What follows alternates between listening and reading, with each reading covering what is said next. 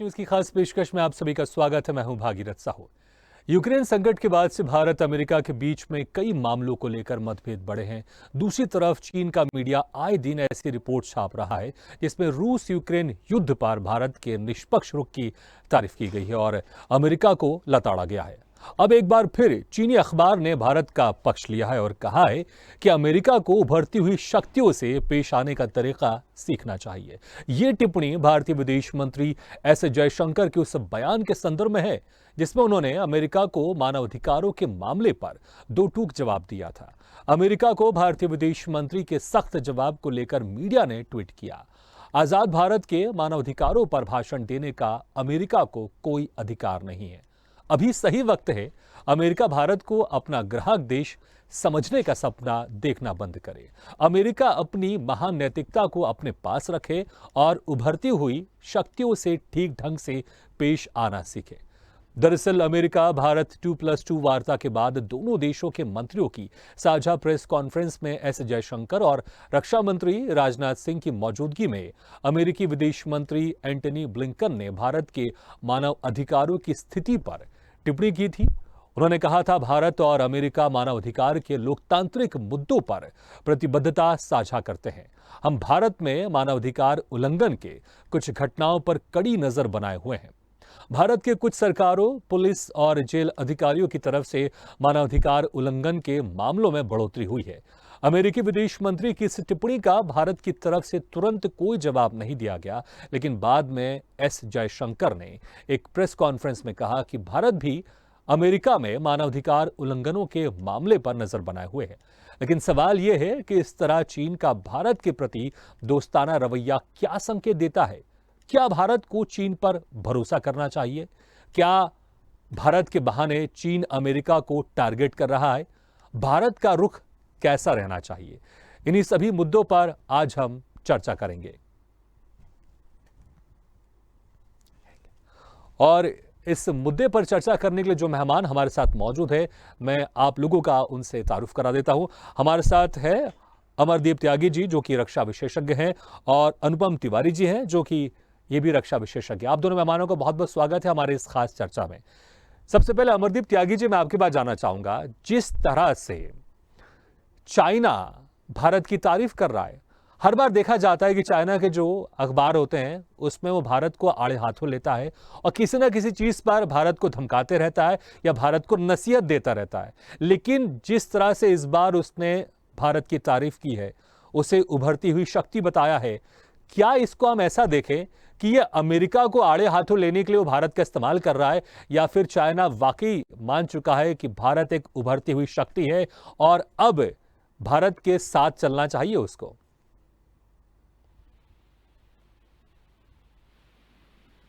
जी अमरदीप जी, आपको हमारी आवाज आ रही है?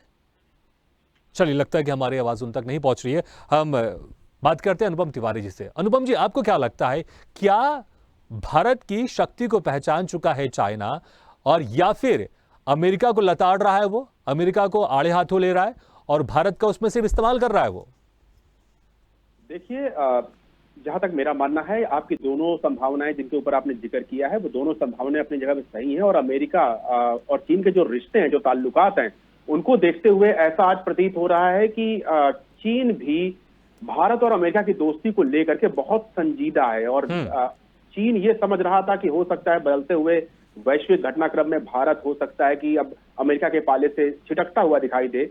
लेकिन भारत ने जो डिप्लोमेटिक अपनी चालें चली हैं, वो साफ दर्शा रही कि भारत भले ही इस समय पूरी दुनिया भारत को एक अजीब सी नजर से देख रही है। उनको लग रहा है कि शायद ये रशिया के पाले में जाता हुआ भारत दिख रहा है, क्योंकि रशिया के साथ इनके बहुत पुराने संबंध रहे हैं। तो हो सकता है अमेरिका से इनकी दूरियां बढ़ जाएं, लेकिन ऐसा कुछ भी नहीं हुआ। भारत ने अपनी सारी जो राजनीति है, जो रणनीति है, जो कूटनीति है, उसकी चालें बहुत सधे हुए हिसाब से चली हैं। और अमेरिका में भी जाकर के अमेरिका को यह बता दिया है कि हम आपके साथ हैं और हमारा आपका जो साथ है वो लॉन्गर टर्म तक रहने वाला है, बहुत पुराना साथ है और बहुत आगे तक जाएगा भविष्य में।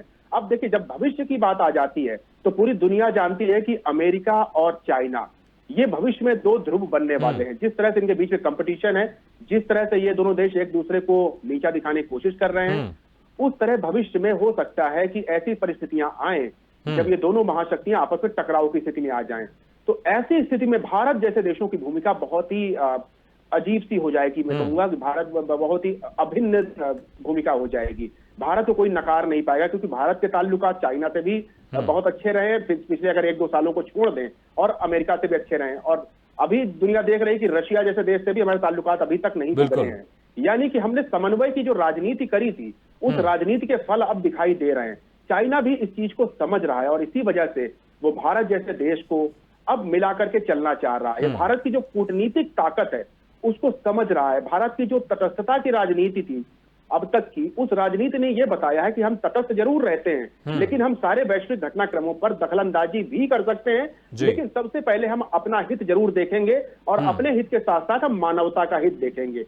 तो जितने भी मानवता के दुश्मन हैं, चाहे आप चीन का नाम ले लें, चाहे आप नॉर्थ कोरिया का नाम ले लें, या अन्य कुछ देशों का नाम ले लें जो कि मानवता के दुश्मन माने जाते हैं, ये दुनिया की जो लिबरल सोच है, जो उदारवादी सोच है, उसके विपरीत काम करने वाले लोग हैं। और जब ये लोग देख रहे हैं कि भारत जैसी देश को ये लोग कॉर्नर नहीं कर सकते हैं, भारत इनके लिए बहुत भविष्य की योजनाओं में बहुत अभिन्न तरह से इनके बीच फिक्स होने जा रहा है।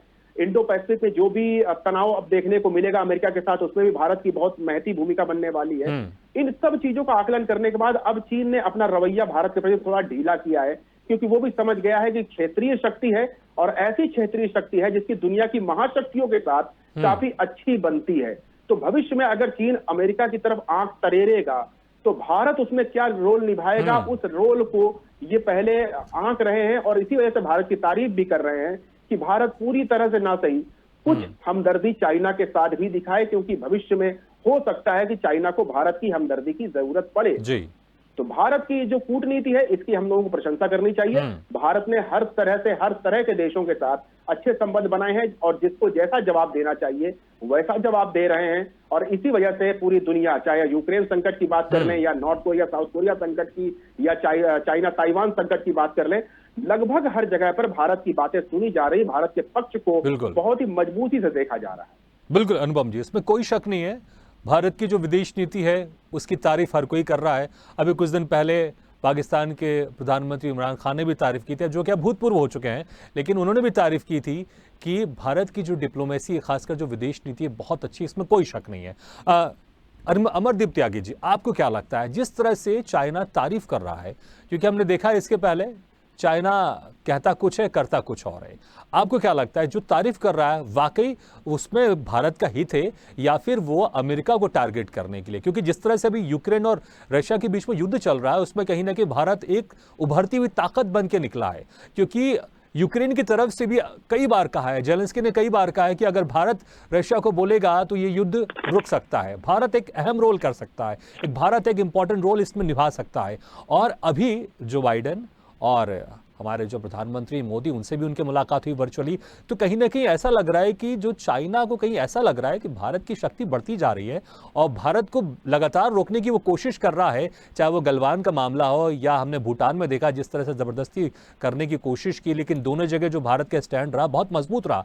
तो अब क्या चाइना ये समझ में आ गया है कि भारत से वो लड़ाई झगड़ा करके नहीं जीत सकता, इससे अच्छा है कि दोस्ती कर लें, तो एक मजबूत देश वो भी और बन सकता है, मजबूत देश कहीं ना कहीं भारत भी और मजबूत देश बन सकता है। तो क्या उसकी तारीफ को हमको पॉजिटिव लेना चाहिए, या फिर इसके पीछे कुछ और इसकी मंशा हो सकती है चाइना की? देखिए, भारत की जो कूटनीति है वो वास्तव में काबिले तारीफ है, और भारत एक महाशक्ति के रूप में उभरता आ रहा है। एक क्षेत्रीय शक्ति जो अपना साउथ ईस्ट एशियन रीजन है, इस क्षेत्र की बड़ी शक्ति के रूप में उभर रहा है। लेकिन ये बात हमें समझ लेनी चाहिए कि भले ही हमें चाइना जो है कितनी भी तारीफ कर ले, लेकिन इंटरनली दिली तौर पर चाइना कभी ये एक्सेप्ट नहीं कर सकता कि भारत उससे आगे निकले या भारत का कद ऊपर हो जाए। और तारीफ को ठीक है, उसको एक हम पॉजिटिव वे में ले सकते हैं, लेकिन we can not stand our guard down, क्योंकि चाइना का कोई भरोसा नहीं है। और जब तक चाइना ये कैन से कि उसको लग रहा है कि आज भारत जो है इस तरह आगे बढ़ रहा है, या उसको कल हम स्टैंड डाउन कर लेते हैं अपने गार्ड को, तो चाइना कल क्या करेगा उसका कोई नहीं जानता। देखिए, 1962 से पहले भी हमारे जो प्रधानमंत्री पंडित जवाहरलाल नेहरू थे, उनका भी पूरे विश्व में प्रथम लहराया था। पंचशील का समझौता चाइना के साथ किया, नॉन अलाइन मूवमेंट चल गया, ये हो गया, और पूरे एक वर्ल्ड में स्टेटमेंट की तरह उनका जो है रिगार्ड होता था। बड़े मतलब बहुत ही बड़ी पर्सनैलिटी के तौर पर विश्व में एक वैश्विक नेता के तौर पर उभर रहे थे। तभी चाइना ने भारत के ऊपर अटैक किया और भारत की पोजीशन को वहीं डाउन कर दिया। तो कहने का तात्पर्य है कि आज जिस तरह हमारे प्रधानमंत्री और भारत का कद जो है पूरी विश्व की राजनीति में बढ़ रहा है, वो बहुत अच्छी बात है, लेकिन चाइना से हमें सतर्क करने की आवश्यकता है। चाइना के दिमाग में कब क्या चलेगा और कब क्या वो एक्शन लेंगे, क्या स्टेप लेंगे, उसका हमें नहीं अंदाजा है। तो अपनी जो आर्म फोर्सेस है उनको पूरी तरह इक्विप करके, अपने को जिस तरह हमने made in India, make in India का प्रोग्राम चलाया है कि हम अपने देश में जो रक्षा उपकरण है उनकी जो मैन्युफैक्चरिंग है अपने ही देश में हो, हम उसमें डिपेंडेंट ना रहे किसी दूसरे देश के ऊपर। तो उस तरह के प्रोग्राम चलाकर हमें अपने आप को मजबूत बनाना है, अपनी इकोनॉमी को मजबूत बनाना है और चाइना पर टाइम टू टाइम नजर बनाए रखनी है। बिकॉज द मोमेंट हम उसके झांसे में आ गए, क्योंकि पहले भी बासठ में भी हिंदू चीनी भाई भाई बड़े प्रेम की बातें हुई थी, बड़ी जपिया पपिया हुई थी, लेकिन उसका जो नतीजा है वो 1962 का डिबेकल। भारत एक महाशक्ति है, चाइना जानता है आज की तारीख में कि भारत से सीधे सीधे टक्कर लेना आसान नहीं है, एंड वो डायरेक्ट फाइट कर भी नहीं सकता आज की तारीख में। लेकिन शायद ऐसा लगता है कि इस तरह की लुभावने स्टेटमेंट देकर या भारत को ऐसे लगे कि हाँ अब तो चाइना हमारा मित्र हो गया है एंड अपने जो गार्ड जो है वो डाउन कर ले और कल को चाइना कहीं आगे बैठ जाए और फिर वही अक्साई चीन वाली या जो अरुणाचल में जो एरिया इसने कब्जा रखा है उस तरह की हरकत फिर से हो जाए और फिर उसको एक बार जो ऑक्यूपाई हो जाता है ना उसको फिर से रीऑक्यूपाई करना इज हरक्यूलियन टास्क। तो हमें ये देखना है कि कोई भी हमारी एक भी इन जमीन पर चाइना किसी भी तरह धोखे से आके या कैसे भी आके ना बैठ सके। भले ही तारीफ के पुल करते रहे, उसको हम पॉजिटिव लेके और डिप्लोमेटिक रिलेशन आगे बढ़ाते रहे, लेकिन अपनी डिफेंस को उतना ही मजबूत रखें जितना हम आज रखे हुए हैं। बिल्कुल, तो चाइना के इस प्यार भरे बहकावे में नहीं आना चाहिए जिस तरह से वो तारीफ करने की कोशिश कर रहा है, और हमें पूरा ध्यान देना चाहिए कि जो हमारी सुरक्षा, मुझे लगता है कि जब भी वो इस तरह की बातें करे तो इंडियन जो डिफेंस सिस्टम है उनको ज्यादा और एक्टिव हो जाना चाहिए। क्योंकि मैंने पहले हर बार देखा है, हर बार हमारे देश ने देखा है, जब भी उसने भारत की तारीफ करने की कोशिश की है या हिंदी चीनी भाई भाई का नारा देने की कोशिश की है, उसके बाद फिर उसने कुछ ऐसा किया है जो भारत के लिए ठीक नहीं है। इसलिए भारत की डिफेंस सिस्टम को और स्ट्रांग होना चाहिए और हमेशा 24 घंटे एक्टिव रहना चाहिए, क्योंकि चीन पर विश्वास करना बड़ा मुश्किल है। अनुपम तिवारी जी, मुझे लगता है कि देखिए इसमें कोई दो राय नहीं है कि पूरे देश में एक दो बड़ी महाशक्ति है, एक अमेरिका, दूसरा रशिया, और दोनों हमेशा आमने सामने रहती हैं। और चाहे वो मामला कोई भी, अभी हम यूक्रेन की बात करें उसमें भी अमेरिका और रशिया आमने सामने है। लेकिन एक भारत भी एक ऐसी महाशक्ति है जिनके दोनों देशों से बहुत अच्छे संबंध हैं। जितने अच्छे संबंध अमेरिका से हैं उतने अच्छे संबंध रशिया से भी हैं। और लेकिन चाइना ऐसा है कि चाइना के रशिया से बहुत अच्छे संबंध है, लेकिन चाइना से अमेरिका के संबंध अच्छे नहीं है। तो क्या वो ये तारीफ करके हमारे संबंध जो अमेरिका से अच्छे हैं वो खराब करने की कोशिश कर रहा है? क्योंकि अमेरिका को शायद ये गवारा नहीं है कि जितने अच्छे संबंध हमारे रशिया से हैं उतने अच्छे संबंध हमारे अमेरिका से भी हैं। देखिए भगीरथ जी, थोड़ा सा लार्जर पिक्चर अगर आप देखें तो यूक्रेन क्राइसिस जब चल रही थी तो उस समय भारत, चाइना, ये दोनों तटस्थ जैसे दिखाई दिए थे। किसी ने ना रूस का पक्ष लिया था ना नेटो का पक्ष लिया था। तो उसी समय से ऐसी बातें आने लग गई थी कि हो सकता है भारत और चाइना एक पाले में जा रहे हों। कम से कम डिप्लोमेटिक चैनल्स पे तो जाते हुए दिखे थे। लेकिन भारत ने उसके बाद एक चीज और दिखाई दुनिया को कि रूस के साथ रहकर भी हम नेटो के या अमेरिका के दुश्मन नहीं बनने जा रहे हैं। यही बात हमको अलग करती है। यहाँ पे हमको एक चीज और ध्यान रखनी चाहिए कि अभी इस समय जो यूरोप की डिप्लोमेसी है, यूरोप की जो आपसी संबंध है वो भी बहुत अच्छे नहीं है। जर्मनी कुछ सोचता है, इटली कुछ सोचता है, स्पेन का कुछ अलग सोचना है। सबके अपने अपने हित हैं, सबके अपने अपने टकराव हैं। और इन सब चीजों के मद्देनजर भारत की भूमिका इंडो पैसिफिक में बहुत बढ़ जाती है और इस चीज को अमेरिका भी जानता है। यानी जितना भारत को अमेरिका की आवश्यकता है, अमेरिका को भी भारत की उतनी ही जरूरत है। कल को दुनिया जानती है कि जब चाइना के साथ वो कन्फ्रंटेशन पे आएंगे, अब दो तरह से आ सकते हैं। या तो चाइना ताइवान के ऊपर हमला कर दे जैसा कि कयास लगाए जा रहे हैं, कि ताइवान को दूसरा यूक्रेन बना दे और वहां पर हमला कर दे, तो उस समय इंडो पैसिफिक पे बहुत जबरदस्त हलचल मचने वाली है। एक तरह से जंग का मैदान इंडो पैसिफिक बन जाएगा। इस जंग के मैदान में भारत की भूमिका बहुत बढ़ चढ़ कर रहने वाली है। अमेरिका इस बात को जानता है और इसी वजह से बाकी सारी चीजों को नजरअंदाज करते हुए, जिस तरह के भारत के ऊपर आरोप लगे थे कि भारत चाइना रूस के फेवर में काम कर रहे हैं, उनके साथ व्यापार करने की कोशिश कर रहे हैं, उन सब चीजों को देखने के बाद भी अमेरिका की अब ये हालत या हैसियत नहीं बची है कि वो भारत को इग्नोर कर सके या भारत के ऊपर भी कुछ प्रतिबंध लगा सके। और इस बात को भारत भी अच्छी तरह से जानता है, अमेरिका भी जानता है, चीन भी जानता है। तो भारत की जो हैसियत ही वर्ल्ड डिप्लोमेसी में, चाहे आप उसको व्यापारिक वजह समझे, चाहे उसको आप भारत एक बहुत बड़ा मार्केट है ये समझे, या भारत ह्यूमन रिसोर्स का एक बहुत बड़ा सब्जेक्ट है ये समझे, चाहे जो भी वजह हो, लेकिन भारत को इग्नोर करना दुनिया की किसी महाशक्ति के अब बस में नहीं है। और आज का जो, मैंने इसी वजह से यूरोपियन राजनीति की बात करी थी, चाइना ताइवान की बात करी थी, कि आज का जो वैश्विक समीकरण है उसमें भारत की इंपॉर्टेंस बहुत ज्यादा बढ़ जाती है। ये सारी महाशक्तियां समझती हैं, इंडो पैसिफिक का रीजन हो, चाहे चाइना सी का रीजन हो, चाहे हिंद महासागर का रीजन हो, या इवन नॉर्थ अटलांटिक में जहां पर रूस एग्रेशन दिखा रहा है वो रीजन हो, हर जगह पे भारत की भूमिका फिट हो रही है। और ये बात अमेरिका भी जानता है, रूस भी जानता है, चीन भी जानता है। तो सारे देश अब भारत को एक तरह से भारत उनके लिए बहुत अपरिहार्य हो गया है। भारत उनके लिए भारत को वो छोड़ नहीं सकते हैं। और इसी वजह से भारत की जिम्मेदारी भी बहुत ज्यादा बढ़ जाती है। भारत अपने पुराने जो रवैये हैं, तटस्थता का जो रवैया है, उसको कमजोर किए बिना सारी विश्व शक्ति को साधने की कोशिश कर रहा है। देखिए ये बहुत बड़ी बात है। अभी तक क्या होता था कि भारत को तटस्थ मान लिया जाता था और भारत बड़ी बड़ी भूमिकाओं पे दिखाई ही नहीं दे रहा था। लेकिन अब सिचुएशन बदल गई है। भारत तटस्थ भी है, भारत किसी खेमे में भी नहीं है, लेकिन भारत अपनी भूमिका भी निभा रहा है। तो ये बहुत बड़ा परिवर्तन आया पिछले 4-5 सालों में। और इसी परिवर्तन की वजह से दुनिया की जितनी बड़ी महाशक्तियां हैं वो भारत की तरफ नजर करके देख रही हैं।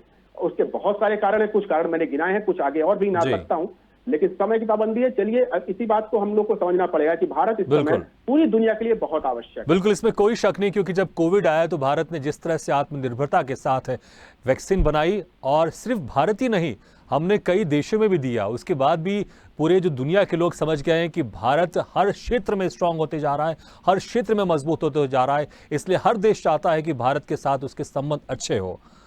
अमरदीप त्यागी जी, क्या एक एंगल, क्या हम ये भी सोच सकते हैं, हालांकि मुझे लगता है इसकी संभावना बहुत कम है, लेकिन हर कोई चाहता है एक नया समीकरण बनाना, तो क्या चाइना एक नए समीकरण की तरफ भी ध्यान दे रहा है? क्या चाहता है चाइना एक नया समीकरण बने, जिस समीकरण में चाइना हो, भारत हो, रशिया हो? क्योंकि इसमें कोई शक नहीं है, अगर तीनों देश एक साथ आ जाते हैं तो बड़े से बड़ा देश, बड़े से बड़े महाशक्तिशाली देश इन तीनों देशों से मुकाबला नहीं कर सकते हैं। क्या इसकी संभावना आपको कुछ दिख रही है? लग रहा है कि ऐसी कभी संभावना हो सकती है? तो देखिए, मैं ये कहूंगा कि जिस तरह भारत की आज स्थिति बनी हुई है और पूरे विश्व के जितने भी देश हैं, सब अपने अपने हितों के लिए वो किसी भी एक्सटेंट तक जा रहे हैं। यानी कि अपने हितों के लिए रशिया ने यूक्रेन पर हमला कर दिया, अपने हितों के लिए चाइना जैसा देश भारत की तारीफ करने लगा, समथिंग लाइक दैट। तो भारत को भी इन परिस्थितियों का अपने देश के लाभ के लिए, अपने देश के हित के लिए उसका लाभ उठाना चाहिए, चाहे उसके लिए हम जो भी स्थितियां बन रही हैं। लेकिन उस बात को ध्यान रखते हुए कि चाइना जैसा देश, नॉर्थ कोरिया जैसा देश, जहां पर जिनका कोई भरोसा नहीं है, तो ऐसे लोगों की ना दोस्ती अच्छी ना दुश्मनी अच्छी। तो मिडिल पाथ लेके इन पे ध्यान भी रखिए।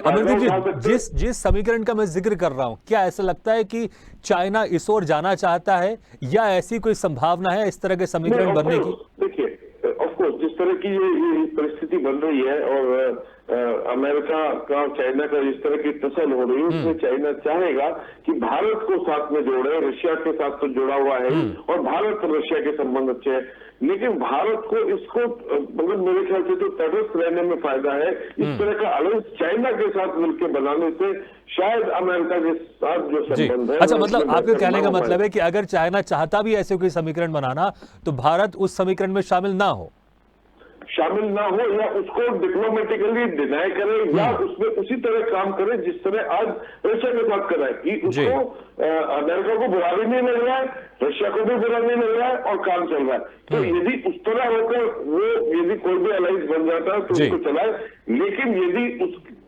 अलायंस में जाने से भारत के हितों को नुकसान होता है, उससे अमेरिका नाराज होता है या कोई इस तरह का सिस्टम बनता है, तो भारत को उसको अवॉइड करना चाहिए। Because China is not a faithful country. China के साथ क्या भरोसा है? आज वो हमारा साथ संबंध बनाएगा, अलाइंस करेगा, कल को अमेरिका के साथ हमारे संबंध खराब होंगे और परसों को चाइना हमारे ऊपर ही अटैक कर बैठेगा, तो हम तो कहीं जगह नहीं रहेंगे ना। बिल्कुल। तो कहने का तात्पर्य चाइना जैसे देश के साथ न दोस्ती अच्छी न दुश्मनी अच्छी, तो उसको एक मिडिल पाथ लेकर diplomatically we should deal with China and उसको अवॉइड करने की भी जरूरत नहीं है और उससे बहुत ज्यादा क्लोजनेस की भी जरूरत नहीं है। बिल्कुल। तो इस तारीफ को हम वैसा ले सकते हैं कि कोई हमारा कोई ऐसा दोस्त तारीफ कर रहा है, बस हम उसकी तारीफ सुने, मुस्कुराएं और आगे बढ़ जाएं। हम ज्यादा ध्यान नहीं दें कि उसने क्या कुछ तारीफ किया, हमें इसको ऐसा लेके चलना चाहिए। जी अनुपम तिवारी जी, अनुपम तिवारी जी, एक और बड़ा मैं इंपॉर्टेंट सवाल आपसे करना चाहूंगा कि जिस तरह से चाइना ने बहुत सारा इन्वेस्टमेंट किया पाकिस्तान में, लेकिन चाइना को वहां से ज्यादा कुछ खास मिल नहीं रहा है, क्योंकि ऐसी बहुत सारी कई रिपोर्ट्स है कि जितना इन्वेस्टमेंट पाकिस्तान में कर रहा है उसके कारण चाइना की जो इकोनॉमी हालत है वो कहीं ना कहीं ख़राब हो रही है। और उसको भी पता है कि पाकिस्तान में जिस तरह से लगातार आतंकवादी दहशतगर्द वहाँ पर बढ़ते जा रहे हैं, हो सकता है आगे चलकर वहाँ पर जो कंट्रोल है आतंकवादी दहशतगर्दों का हो जाए जो चाइना की भी नहीं सुनाए। तो कहीं ना कहीं क्या उसका ऐसा लग रहा है कि अब पाकिस्तान का साथ छोड़ के चलिए भारत का साथ देते हैं, कुछ बेहतर मिलेगा? क्या कुछ ऐसी भी सोच है उसकी? ऐसा मैं नहीं मानता हूं कि चाइना पाकिस्तान को छोड़ देगा। पाकिस्तान के साथ अब उनकी दोस्ती नहीं रह गई, हमको समझना पड़ेगा। पाकिस्तान बेसिकली चाइना का एक उपनिवेश, एक कॉलोनी बन चुका है। वो उनका ही एरिया है। आप उसको एक अलग देश मान रहे हैं तो वो आपकी समझ है, लेकिन वो अब अलग देश प्रैक्टिकली नहीं बचा हुआ है। सब कुछ उन्होंने चाइना के हवाले कर दिया है। वहां पर रेजीम भले चेंज हो रही है, वहां पर दहशतगर्दी आती है जाती है और कुछ सेना का दखलंदाजी बनी रहती है, लेकिन आज की हालत ये है कि पाकिस्तान पूरी तरह से चाइना के ऊपर डिपेंड हो गया है, इकोनॉमिकली डिपेंड हो गया है और आने वाले दिनों में पाकिस्तान की हालत और खस्ता होने वाली है। यानी चीन पाकिस्तान के साथ जो चाहता था वही कर रहा है, एक कॉलोनी के तौर पर उसको ट्रीट कर रहा है, वहां से रिसोर्सेज को चूस रहा है और वहां पर अपने मनमाफिक काम इंफ्रास्ट्रक्चर वाले करवा रहा है। तो वो उनकी कोई दोस्ती नहीं है और पाकिस्तान की जगह पर उसकी बिना पर वो भारत के साथ जाएगा ऐसा भी नहीं है, क्योंकि भारत अपने टर्म्स पर दोस्ती करेगा। भारत इस काबिलियत को रखता है कि वो चीन की कॉलोनी कभी नहीं बनने वाला है और चीन इस बात को जानता है कि वो मिलिट्री कन्फ्रंटेशन तक की अगर नौबत आएगी तो भले ही हम नंबर्स में उनसे कम दिख रहे हों, लेकिन हम उनको उनके मुंह पर सामने खड़े होकर तमाचा मारने की हिम्मत भी रखते हैं। ये भारतीय सेना की ताकत है। तो भारतीय सेना या भारत की जो डिप्लोमेसी या भारत का जो तंत्र है वो कभी भी पाकिस्तान जैसा नहीं रहा है और इस बात को चीन भी समझता है। तो पाकिस्तान की अलग भूमिका है चीन के लिए, भारत की अलग भूमिका है। जो इसके पहले आपने सवाल पूछा था कि क्या भारत रूस और चाइना का एक गठजोड़ देखने को मिल सकता है, तो भगीरथ जी, ब्रिक्स नाम से एक समिट पहले से ही एक ऑर्गेनाइजेशन बन रखा है जिसमें भारत, रूस और चाइना तीनों हैं, लेकिन वो कितना सफल है कोई पूरी दुनिया जानती। तो कोई आज की तारीख में जब से कोविड सिम्टम या जब से कोविड पूरी दुनिया में फैला तब से ब्रिक्स का मुझे लगता है कि जो यूज था वो लगभग खत्म हो चुका है। हम किसी तरह के आदान प्रदान, व्यापारिक आदान प्रदान बहुत ज्यादा नहीं कर रहे हैं जैसा करना चाहिए था। तो रशिया अपने मामलों में फंसा हुआ है, चाइना अपने मामलों में फंसा हुआ है और भारत इस बीच अपनी मजबूत पहचान पूरे विश्व में बनाता जा रहा है। तो हमको इस तरह समझना चाहिए जितने भी ऑर्गेनाइजेशन या जितने गठजोड़ होते हैं ये बहुत ही शॉर्ट टर्म के लिए या एक पर्टिकुलर एम को हासिल करने के लिए बनाए जाते हैं। अभी चाइना का एम सिर्फ और सिर्फ है यूएस को कन्फ्रंट करना और यूएस के हिसाब से ही वो अपनी सारी पॉलिसीज बना रहा है। भारत की तरफ जो लॉलीपॉप उसने फेंका है, जो तारीफ करके उसने भारत को बहलाने की कोशिश करी है, उसका भी लार्जर इंटरेस्ट वही है कि यूएस के साथ वो कन्फ्रंट करेंगे और यूएस कन्फ्रंटेशन के समय में भारत की भूमिका को वो थोड़ा सा दबा करके रखना चाहता है और इसीलिए भारत के अंदर कुछ सिंपैथिक गेन करने की वो कोशिश कर रहा है। ये बहुत ही नपा तुला चाल है चीन की। इसको हमें ये नहीं कहना चाहिए कि बस मुस्कुराए और निकल लें। इस चीज को बहुत ही संजीदा होकर के देखना चाहिए भगीरथ जी, और इसको हमें ये समझना चाहिए कि चीन की ये चाल आज के लिए नहीं है, ये आज से 5-10 साल के बाद की राजनीति के लिए वो इस तरह के खेल खेल रहा है। पहले भारत को उसने सीमा पर उलझाने की कोशिश करी थी, डराने की, दबाने की कोशिश करी थी। जब उसके बाद उससे बात नहीं बनी तो उसने भारत के ऊपर कुछ तमाम लांछन लगाने की कोशिश करी थी, भारत के तमाम ऐसे विषयों को उठाने की कोशिश करी थी जिसके भारत विश्व में बदनाम हो जाए, वहां पर भी वो फेल रहा। इसके अलावा एक चीज और ध्यान रखें, अभी जब हमारे 2+2 डायलॉग अमेरिका में चल रहे थे तो वहां पर भी एक पर्टिकुलर लॉबी यूएस में ऐसी एक्टिवेट हुई है जिसने भारत को फिर नीचा दिखाने की कोशिश करी थी ह्यूमन राइट्स का नाम लेकर के। और ये वही लॉबी है जो कि चीन से सपोर्ट पाती है। हमको इस बात को ध्यान रखना चाहिए। यानी चीन कई लेवल पर भारत को फंसाने की कोशिश कर रहा है, और चीन जैसा देश जब इस तरह की हरकतें करता है तो भारत को डिप्लोमेटिकली ही नहीं, हर तरह से बहुत ही सख्त हो जाना चाहिए। भारत की इंटेलिजेंस को इस समय बहुत सक्रिय रहना पड़ेगा, क्योंकि चीन कहीं से कई तरह के वॉर के फ्रंट खोल सकता है, और ये वॉर केवल जमीन पर नहीं लड़े जाएंगे, ये बिल्कुल। और चाइना इस मामले में बहुत एक्सपर्ट है कि जिस तरह से वो जमीन में लड़ाई लड़ता है उतना ही डिप्लोमेटिकली और माइंड गेम भी खेलता है। और लेकिन इसके लिए भारत पूरी तरह से तैयार है, इसमें कोई शक नहीं है, क्योंकि जितना हम लोग सोचते हैं उससे ज्यादा हमारे जो डिफेंस सेक्टर के लोग हैं, जो डिफेंस डिपार्टमेंट में लोग हैं, वो ध्यान देते हैं। और कहीं से भी हमें हल्का नहीं होना चाहिए कि अगर चीन हमारी तारीफ कर रहा है तो हमें खुश हो जाना चाहिए। और आपने सही कहा, हमें सिर्फ मुस्कुराकर आगे नहीं बढ़ना चाहिए, हमें सोचना चाहिए हर एंगल से कि आखिर वो तारीफ क्यों कर रहा है, इसके पीछे क्या उसके राज हैं, इसके पीछे वो क्या करने वाला है। तभी हम बेहतर चाइना से हम मुकाबला कर सकेंगे। आप दोनों मेहमानों को बहुत बहुत शुक्रिया कि आप लोगों ने समय निकालकर हमारे इस कार्यक्रम में शिरकत की। तो ड्रैगन ने की भारत की तारीफ, लेकिन इस तारीफ के पीछे आपने देखा कि हमारे जो मेहमान थे उन्होंने क्या क्या बताया कि आखिर से सिर्फ तारीफ नहीं है, उसके पीछे उसका आने वाले समय में एक माइंड गेम चलता है, वो कुछ और सोच रहा होता है, कुछ और बोलता है। तो हमें भारत को भी पूरी तरह से तैयार रहना है कि ये नहीं सोचना कि सिर्फ वो तारीफ कर रहा है तो हमें खुश हो जाना है, आगे क्या करने वाला है इसके लिए हमें तैयार होना बहुत जरूरी है। इसी के साथ इस खास पेशकश में फिलहाल इतना है, लेकिन खबरों का सिलसिला लगातार जारी है। आप देखते रहिए स्वदेश न्यूज, सबसे पहले देश।